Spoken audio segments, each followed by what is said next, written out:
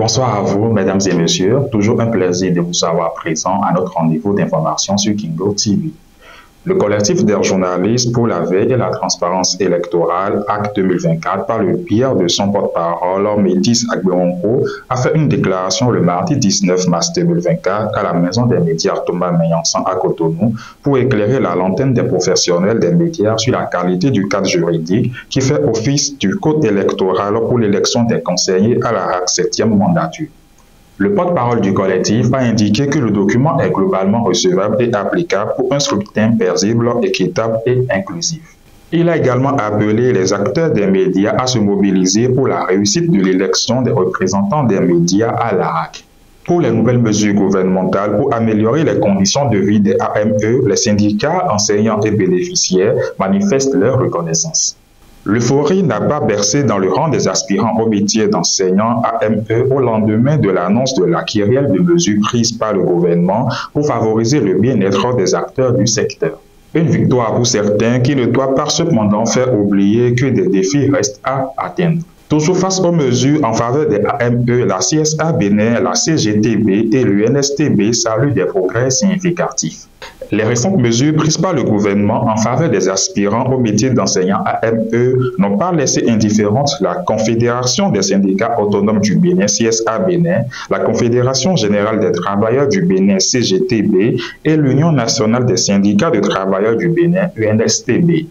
Dans une déclaration conjointe rendue publique le 19 mars 2024, ces trois organisations syndicales saluent les décisions et félicitent les bénéficiaires. Tout en tirant les leçons de cette avancée significative, les trois organisations appellent l'ensemble de la classe ouvrière du Bénin à la mobilisation autour des idéaux du mouvement syndical pour la sauvegarde des acquis. À présent, parlons de l'œuvre sociale à Cotonou avec l'ONG Vie et Solidarité qui participe à l'atteinte des objectifs de l'ODD 4. L'organisation non gouvernementale ONG Vie et Solidarité a fait des dons de kits scolaires à des enfants se trouvant dans le besoin au sein de l'école EPP Serougan dans le 7e arrondissement de Cotonou.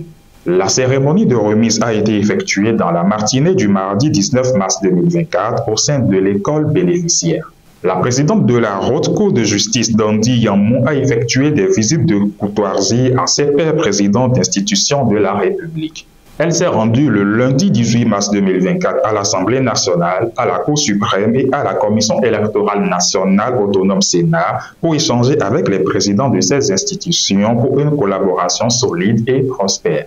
Information d'ordre culturel pour la valorisation et la promotion du tissage traditionnel d'Abomey, le centre accueille l'exposition Territoire tissé du 15 mars au 15 juin 2024. Pendant 3 mois, les pailles tissées de la cour du roi à Gongolo sont exposées dans les locaux de l'espace culturel Le Centre. C'est le fruit d'une formation initiée au profit des artisans de l'AVPTTA en collaboration avec les ateliers de design textile, design industriel et architecture d'extérieur de l'École nationale supérieure des arts visuels de la Chambre à Bruxelles et l'École du patrimoine africain EPA. Dernière ligne d'information en sport, l'édition 2023 des Jeux africains a démarré depuis le 8 mars 2024 du côté d'Accra au Ghana. C'est hier mardi 19 mars 2024 que le tournoi de rugby AB7 a pris son envol. Tout comme le Bénin, le Sénégal et la Côte d'Ivoire seront sans certains de leurs joueurs lors de la rencontre entrant dans le cadre de la fenêtre FIFA de ce mois de mars, ouverte depuis le lundi dernier.